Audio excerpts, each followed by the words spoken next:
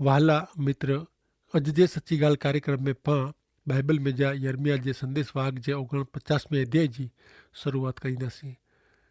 गए कार्यक्रम में पाण नेरियो हो कि जिन लोक जो यहूदा राज्य में रही विया हुआ उन्हीं खे हाणे यहूदा राज्य में रही जी सूचना ॾिनो। कारण बाइबल जो राजा नबूखदनेस्सर यहूदा वासीअ खे बाबिल में कोठी वियो हो।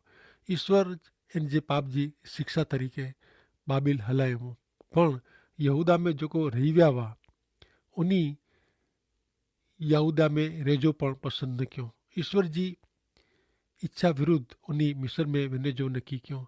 परिणाम में ईश्वर ॿई शिक्षा कयो। नबूखद हाणे मिस्र ते चढ़ाई करींदो ने जीती वेंदो। तंहिं ईश्वर यर्मिया संदेश मार्फते जणाइए था कि उहो मिस्र में न वञे। मित्र, ईश्वर जी ॾोरवणी वग़ैरह मानवी जाणी કરીને मुश्किल विनाश खे आवकारे थो। जॾहिं पंहिंजा वलण कम ईश्वर इच्छा प्रमाणे नथा वें तॾहिं ईश्वर सच्चाई पंहिंजी मार्गदर्शिका रहनि था। तॾहिं पाण घणे निशान में डुबी वञो था अने शांति जे बदिले अशांति विनाश ओहरे गिनो था। त सुनो यर्मिया जो 49वां अध्याय ने तंहिंजी पहली 6 कलम। अम्मोनी जी ॻाल्हि यहोवा चए था कि कुरो इज़राइल के संतान नहीं, इनके वारस नहीं, त मिल्को में वारसे जो भोगवटो कुलाए कयो हुयो। इन जा लोग होॾा जे नगर में कुलाए वसिया आहिनि। तंहिं यहोवा चए था नेरियो अहिड़ो टाइम अचे थो कि जिन टाइम ते आऊं अम्मोनीअ जे राहबाब में लड़ाई जो आवाज़ु सुणाईंदो उहो अजड़ टेकरी थींदो ने इन जी छोकिरीअ खे बारे में अचींदी ने जेको इज़राइल जो वारसो भोगवियो हो उन जो वारसो इज़राइल भोगवंदो, अहिड़ो यहोवा चवनि था। अम्मोन खे ईश्वर उन जे पाप विषय, छुटकारे विषय, शिक्षा विषय जणाइए था। पृथ्वी पर जी कोई पण व्यक्ति के बचे जी पूरी तक ने टाइम ॾिए था जेथी उहो अहिड़ो न चई सघे कि मूंखे ख़बर न हुई। ईश्वर अगाउनो ज़ाहिर करीने जेको करे वारा आहीं उहो जणाइए था। तंहिं कोई बहानो कढी सघे नथो। अचो हाणे पाण अॻियां नेरियूं 49वें अध्याय जी 7 थी 39 सुधी। अदोम विषय जी ॻाल्हि। यहोवा चवनि था कि तैमान में कोई ॿुधी न आहे। हे ददान जा रहवासी भॼो, आउं इनखे नेरी ॻणंदो। उन टाणे आउं इन ते एसाव जी आफ़त रखंदो। हू पिंड खे गुप्त रखी सघंदो न। इन जो विनाश थियो आहे। तौजे अनाथ छोकिरा रखी वञ। यहोवा चवनि था जिन वटि पिधे जो न हो उहो निकी पींदा। इन जा मेड़े नगर उजड़ थींदा। तौजो अभिमान तोखे पछाड़े आहे। अदोम खे नासकारक थींदो। जीअं सदोम गमोरा जो विनाश थियो तीअं इन जो थींदो। मानव वासो करींदा न ने जंहिंखे आउं पसंदि कयो आहे इनखे इन ते ठहिराईंदो। तंहिं यहोवा विरुद्ध संकल्प जेको उहो अदोम विरुद्ध कीअं आहे उहो सुणो। निंड खे उहो ॾिसली वेंदा। उन जो आवाज़ु रते घरे में सुधी सुणाजे थो। उहो गरुड़ वारे जी ओॾीने अचींदो ने बोसरा सामे पंहिंजी पख फैलाईंदा ने उन ॾींहुं अदोम जे सूरवीर जो हृदय प्रसूति जी पीड़ा भोगवींदो। स्त्री जहिड़ो थींदा। दमस्क जी ॻाल्हि हमात ने आरपात लज्जित थिया आहिनि। उन माठा समाचार सुयो हुयो ने हू विखिरिया विया आहिनि। दमस्क लाचार भञी वियो आहे। उहो पाछो फिरीने बजे जी करे थो ने इनखे ध्रुजारी आवई आहे। मुंहिंजे आनंद जो शहर इन जो कुलाए त्याग करे में आयो आहे। ऐं दमस्क जे कोट में अलॻि रीते आग लॻाड़ींदो। केदार जी ॻाल्हि यहोवा चवनि था केदार जो नास करियो। उहो उन जे पशु खे पाढ़ी वेंदा। उन जो सर सामान खणी वेंदा ने चवंदा चारे बाजू द्राह आहे। यहोवा चवनि था हासरोन जा रहवासी भॼो ने भटकिया करो। बाबिल जो राजा नबूखाद आ विरुद्ध नकी कीअं तंहिं भॼो। हासोर हमेशा सियाड़ जो रहठाण ने ओजड़ थींदो। एलाम विषय वचन आयो आहे उहो ही आहे। ऐं एलाम जे धनुष खे जोड़ी वेचंदो। चारे वायु उन ते अचींदा ने चारे बाजू विखराए वेचंदो ने मिड़े होॾानू भॼी वेंदा। उन जो नाश थींदो। ત્યાં સુધી તલવાર उन्ही ते अचींदी। मुंहिंजो राज्य आउं एलाम में स्थापींदो, अहिड़ो यहोवा चवनि था। ईश्वर सदोमी लोक जो न्याय शासन ज़ाहिर कईं था। अदोम जा रहवासी केरु हुआ? पवित्र ग्रंथ बाइबल में जणाए प्रमाणे अब्राहम खे 2 बेलड़े जा पुत्र हुआ। हिकिड़ो याकूब ने ॿियो एसाव। एसाव पहिरियोंથી જ ઈશ્વરનો છેટો રહ્યો ને पंहिंजी ઈચ્છા પ્રમાણે જીવે વાળો हो। एतिरे સુધી કે લગ્ન પણ યહૂદી પલિસ્તી સાથે કે ને પરિણામે સત્ય ઈશ્વરનું છેટો રહ્યો। એતરે સુધી કે पंहिंजे પિતા સે લોક સે અલગ થઈને અલગ જ રહ્યો। એન जा વંશજ ઈશ્વરનું છેટે વ્યા ને पंहिंजे જ ભાઈએ जो दुश्मन बन्यो। इज़राइल याकूब जा वंशज हुआ जॾहिं अदोमी लोक एसाव जा वंशज हुआ। बॉय हिकिड़े ॿिए जा दुश्मन थिया तॾहिं उन विचे अणबनाव चालू रहियो। अदोम जा लोग ज्ञान ॾापण में होशियार हुआ ते छतां अहिड़ा ज्ञानी लोग सत्य ईश्वरનું છેટા રહ્યા। ઉની તર્ક વિતર્ક કરી પિંડકે ઈશ્વરનું અલગ રાખ્યો। અજ પણ પિંડકે આધુનિક લેખાઈંદલ માળું ઈશ્વરનું વધુ ને વધુ છેટા વિનેતા। ઈશ્વર પુત્ર પ્રભુ ઈસુ ખ્રિસ્ત જે બલિદાન પુનરુત્થાન વિશે, પાપ ને માફી વિશે, જીવન ને સાર્વકાલિક મરણ વિશે, સ્વર્ગ ને નર્ક વિશે હું ખાલી દલીલ જ કર્યા કરીએ था। वो पंहिंजे अभिमान के प्रभु यीशु ख्रिस्त ते विश्वास करे नथो। अहिड़ा पान न बनो। अदोम में अहम एतिरे अभिमान आहे। वो पिंड ज्ञानी वो सलामत वो तेला वो ईश्वर जो त्याग करी पिंड के ईश्वर सरखो कहे पण जेको सर्जनहार ईश्वर जो त्याग कहिए था वो जीवन जो त्याग कहिए था। मित्र, ईश्वर पुत्र प्रभु यीशु ख्रिस्त पाके जीवन हाँ सार्वकालिक जीवन ॾिनेला आया। पिंड के सलामत रखे वारा अदोमी प्रजा बिन सलामत आई अहिड़ो ईश्वर जणाइए था। 27 कलम में नेरियूं तो दमस्क विषय जो न्याय शासन प्रगट करे में आयो है। दमस्क शहर अराम जो पाटनगर वो आसुर ने बाबिल से हराई में आयो वो। ईस्वीसन 605 में नबुखाद राजा दमस्क के जीती गेड़े वे। अराम जो ईश्वर साव विनाश क्यों वो। 28 થી 33 कलम में वाचे प्रमाणे केदार घणे साहूकार शहर वो। चारे बाजू इनजो विकास थींदो वो ते छतां इनजो विनाश बाबिल से थींदो अहिड़ो ॼाणाइए था। व्यक्ति गमे एतिरी साहूकार वे पण उहो पंहिंजी बुद्धि शक्ति क धन से ईश्वर के मेळवी सके नथो ने पंहिंजो उद्धार पण करी सके नथो। पछतावे वारी व्यक्ति प्रभु यीशु ख्रिस्त मार्फते जीवन मेळवे थी। 34 થી 39 कलम प्रमाणे एलाम बाबिल जी पूर्व दिशा में आयो है। इनजो विनाश नबुखाद नेसर राजा से थियो वो। 38वीं कलम में जणाए प्रमाणे राज्यासन ईश्वर जे न्यायसन विषे जणाए थी। ईश्वर सर्वशक्तिमान आई तेला ईश्वर के पृथ्वी पर जो मिले देश ते पूरो अधिकार है। जीरे ईश्वरनु छेटो वेंदल व्यक्ति जाणी करी ईश्वर जी शिक्षा के आमंत्रण दिए था। ईश्वर के पांजे जीवन ते पूरेपूरो अधिकार है। तेला शिक्षानु बचेला ने ईश्वर जो आमंत्रण मेळवेला ईश्वर पुत्र प्रभु यीशु ख्रिस्त जो स्वीकार करीने उन्हीं के जीवन सौंपणो घणे जरूरी है। तज जीवन शांति आनंद प्रेम से छलकाए वञे थो ने सत्य ईश्वर जो अनुभव थिए थो।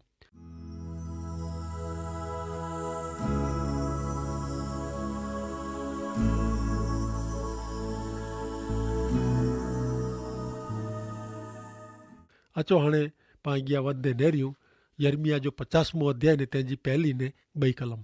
बाबिल ने खालदीअ जे देश विषे यहोवा जो वचन हिन प्रमाणे यर्मिया वटे आयो। ऊ ही आहे प्रजा में प्रगट करी सुणायो। चओ क बाबिल के जीते में आयो आहे। बेल शरमायो आहे। मेरो दाखा जा टोकरे टोकरा करे में आया आहीं। इन जी प्रतिमा टुटी वई आहे। उन समय जी महासत्ता बाबिल जन विषे अहिड़ो लॻंदो हो क हिन महासत्ता जो कॾहिं अंत नहीं अचे। पण जॾहिं बाबिल राज्य मार्फते ईश्वर जी प्रजा यहूदीअ जी शिक्षा जो समय पूरो थींदो तॾहिं उहो महासत्ता बाबिल जो पण विनाश थींदो अहिड़ो ईश्वर अगाऊनु जणाइए था। इतिहास में जणाए प्रमाणे ईस्वीसन पूर्वे 539 में बाबिल साम्राज्य जो अंत आयो हो। इन विषे दानियल संदेश वाग जे पुस्तक जे 5वें अध्याय जी 3 ने 31वीं कलम में जणायो आहे। हाणे पाण अॻियां नेरियूं यर्मिया जे 50वें अध्याय जी 3 થી 2 कलम। उत्तर दिशानु लोक इन ते चढ़ी अचनि था। उहे इन जी धरती उजड़ करी वजंदा। इन में कोई रोंदो न। माण्हू ने पशु होॾानू भॼी विया आहिनि। यहोवा चवंदा उन ॾींहं में ने उन टाइम में इज़राइल जा ने यहूदिया जा लोक भेरा थई अचींदा। उहे वाट में रूंदा रूंदा हलिया वेंदा ने पंहिंजे देव यहोवा खे गोतींदा। हू सियोन तरफ़ मों रखीने होॾां वञी जी वाट पुछंदा ने चवंदा क हलो न भुलाजे, अहिड़ो करार करीने पां यहोवा बेरा मिली वञो। मुंहिंजा लोग घेटे जहिड़ा आहीं, उन्ही जा पाड़क उन्ही खे बोलावे में विधो हुयूं, उन्ही खे डूंगर ते खोटे रस्ते पाड़ी विया आहीं, हू पंहिंजो विश्राम स्थान भुली विया आहीं। चौथी कलम में इज़राइली लोक जे सामूहिक पछतावे विषय, पाप कबूलात विषय ने ईश्वर तरफ़ फेरनि था इन विषय जणाई में आयो आहे।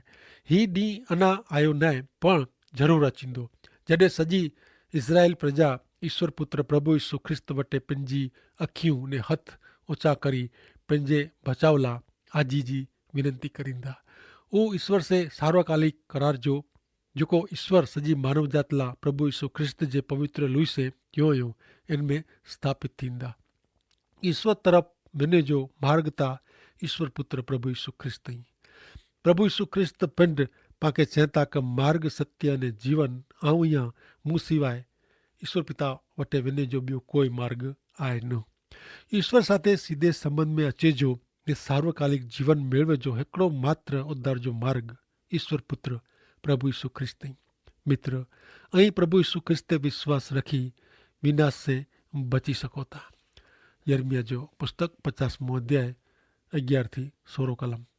हे मुझे वारसे के लूटे वारा आई आनंद मौज मजा कर्यो था, वाछड़े वारी जी ठेकियो था ने इनजे कारणे आजी माता शर्मांदी नेरियो ऊ सोकी धरती ने कनिष्ठ देश लिखंदो यहोवा जे कोप जे कारणे उजड़ रोंदी, जेको बाबिल वटा वेंदा उन्ही के नवाई लगंदी ने मिड़े धिकारींदा। हे मिड़े लड़वैया बाबिल सामे उभारो, इनके बाण मारियो, एतिरे लाइ का ऊ यहोवा विरुद्ध पाप कयो हुयो। जॾहिं ईश्वर जी प्रजा के ईश्वर बाबिल मार्फते शिक्षा कयो तॾहिं बाबिल राजी थियो। ईश्वर बाबिल के पण इनजे पाप विषय शिक्षा करींदा। 14वीं कलम जणाई थी का उन्ही यहोवा विरुद्ध पाप कयो। प्रिय मित्र, ईश्वर विरुद्ध जो पाप कबूल करे में न अचे त उहो पाप ईश्वर वटि उभो रहे थो।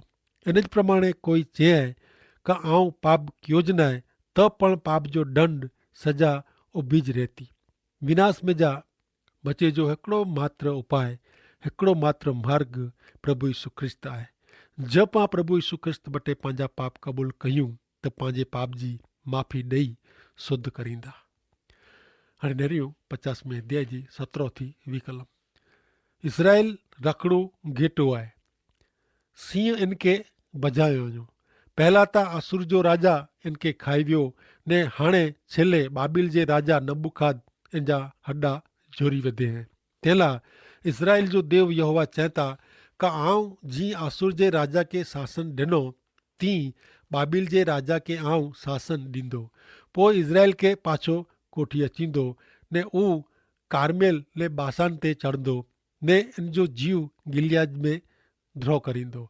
यहोवा चए था उन समय में लोग इज़राइल जो वांक कढींदा पण मिलंदो न, कारण जंहिंखे रेला ॾींदो उन्ही के माफ़ करींदो।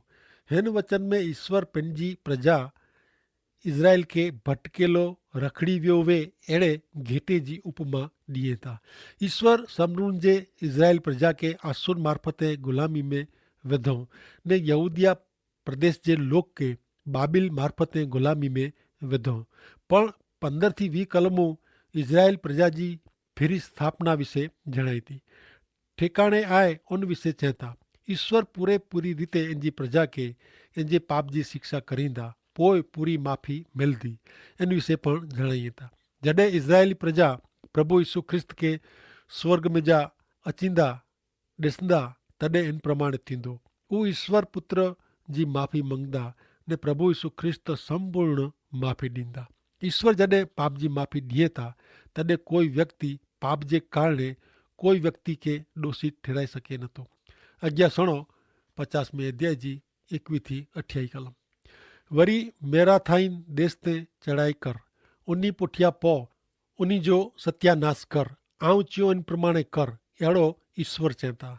देश में युद्ध जो ने विनाश जो आवाज़ अचे थो। राज्य में बाबिल कहिड़ो उजड़ थियो आहे।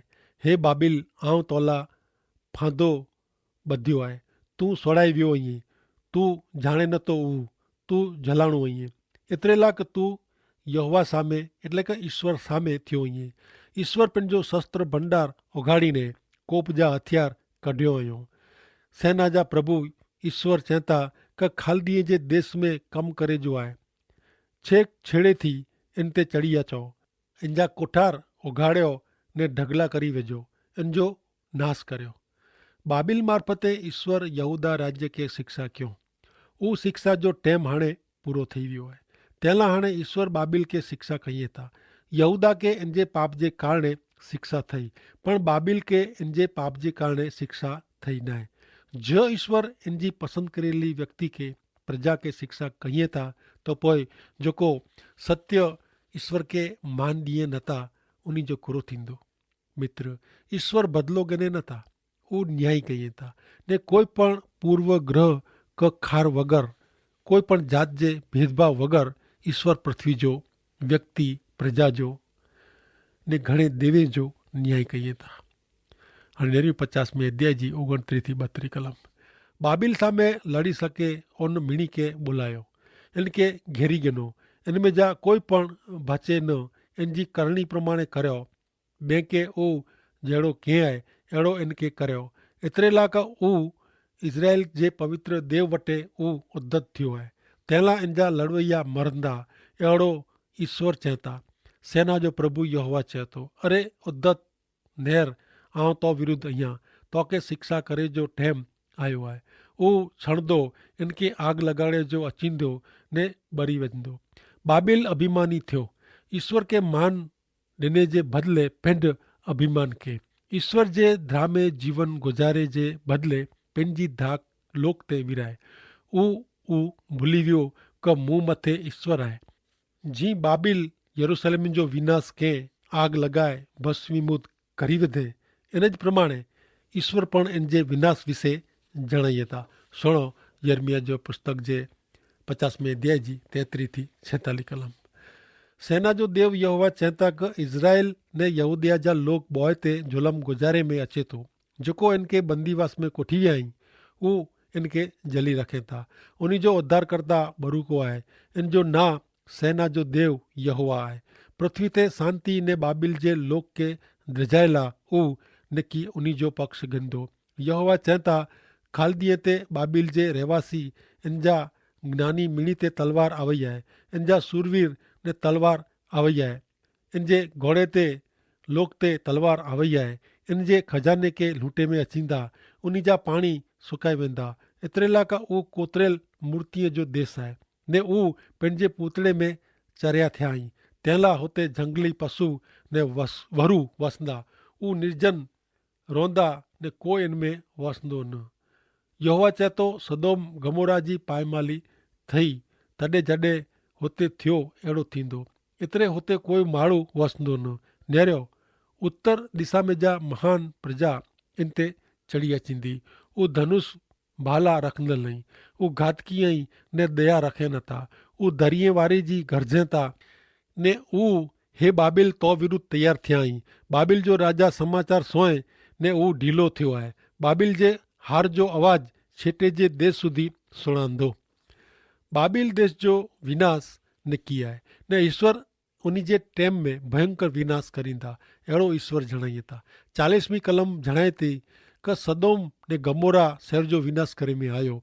उत्पत्ति 19 अध्याय प्रमाणे तीं बाबिल जो थींदो ने दुनिया जो इतिहास जणाए थो कि इन प्रमाणे पर्सिया जो राजा साइरस अणधारी रीते बाबिल ते हुमिलो कयईं ने उहो बाबिल खे जीती गणे.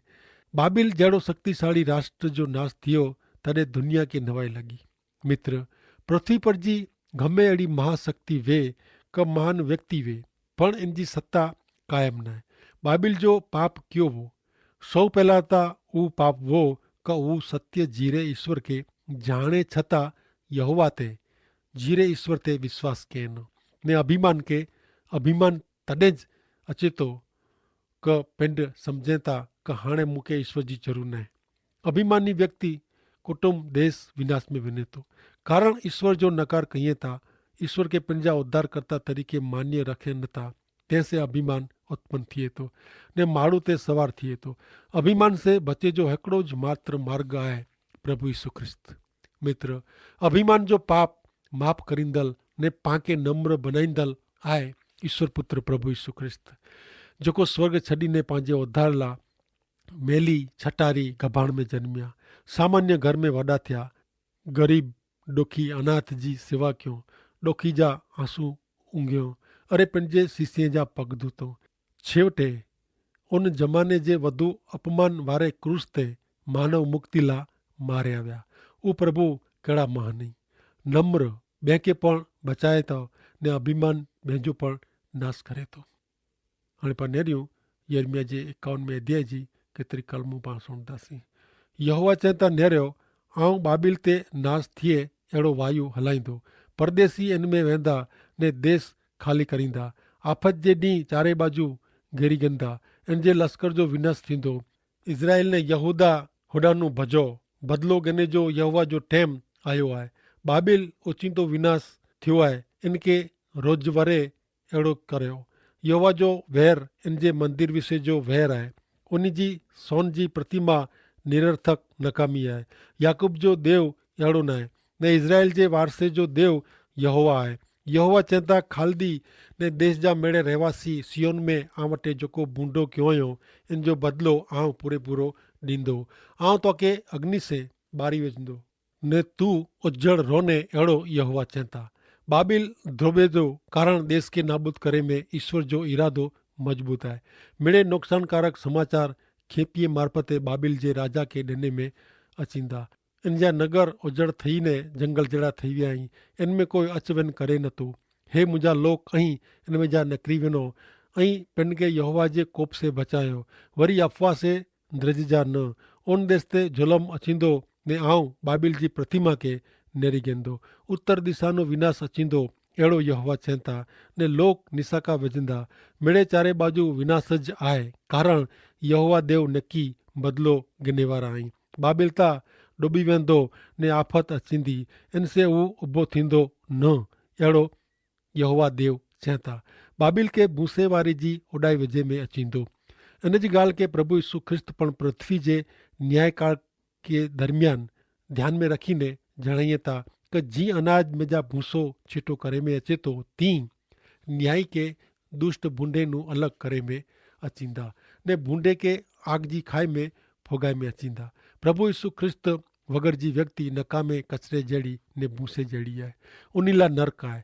इन जी पीड़ा जो अंत न आहे, होॾा जी आग कॾहिं पण बंदि थींदी न।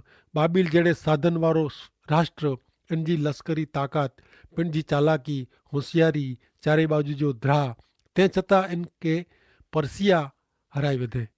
मित्र, पिण खे ताक़त वारो बर वारो निरोगी ने सलामत मंदल व्यक्ति जो विनाश पिंड मोड़ो थिए थो। इनके पिण खे पण ख़बर पए नथी, कारण इन वटि ईश्वर नहीं। भले हाणे पाण अॻियां नेरियूं 52 अध्याय में पाण प्रवेश कयूं। हिते इन जी केतली कलमूं सुणो। सिद्दीकिया राज कारभार संभारे तॾहिं उहो 21 वरे जो हो। उहो 11 वरे यरूशलेम में राज कयईं। जिन प्रमाणे यहोयाकीम राजा राज कयवे, इन प्रमाणे यहोवा जी नज़र में जेको ख़राब वो उहो कयईं। यहोवा विरुद्ध कम से छेवटे उन जी अखियुनि नूं छेटो कयो ने सिद्दीकिया राजा बाबिल जे राजा सामे थियो। यरूशलेम ते बाबिल जो राजा लड़ाई करेला चढ़ी आयो। सिद्दीकिया छेवटे भॻो ने इन जो लश्कर पण विखेराए वञे थो, पण सिद्दीकिया खे जली गेड़ो ने रिबलाह में कुटी आया। बाबिल जो राजा इन जे सिद्दीकिया जे पुत्र खे मारी वेंदे, उहो यहूदिया जे सरदार खे मारी वेंदे।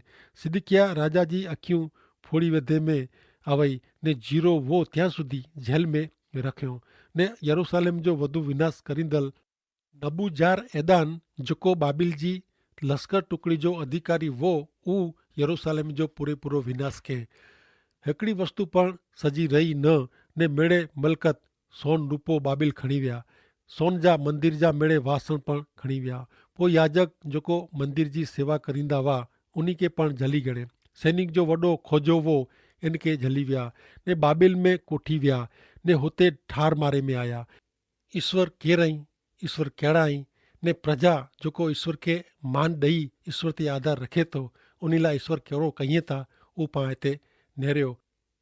भले हाणे मित्र हिते पंहिंजो कार्यक्रम पूरो थिए थो। ईश्वर पिता खे आशीष ॾियो। आमीन।